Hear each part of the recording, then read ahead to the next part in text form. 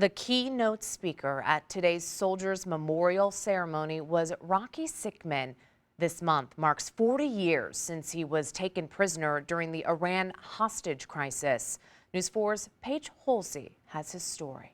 Grew up Crockle, Missouri. Rocky Sickmann's upbringing in a small town outside of St. Louis was idyllic. But it's the path his life took once he joined the Marines that inspires his message at veterans events like this. So many here remember his story when the former Marine security guard assigned to the U.S. Embassy in Tehran, Iran, was taken hostage in 1979. November 4th was when they came over the wall. The Islamic Republic of Iran put 4 women up front, knowing the mindset of the Marines would not shoot unarmed, innocent women. That was the beginning of his 444 days in captivity. The next 30 days I sat tied to a chair, not allowed to speak. For the next 400 days, I was locked in a room, not allowed to go outside.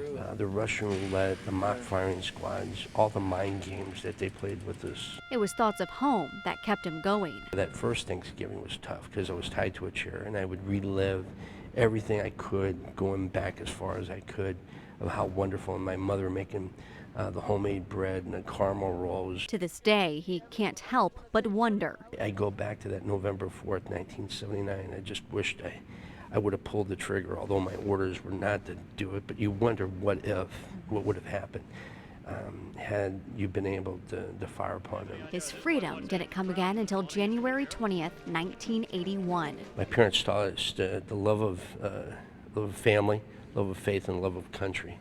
And little did I realize those 3 things would really help me survive. Even through all he has endured, when Veterans Day comes around, it's others he wants to honor. These veterans are who made me who I am. I was just following the legacy of the prior military men and women that have served our country. And enjoy your freedom, because freedom is not free. In downtown St. Louis, Paige Holsey, News 4.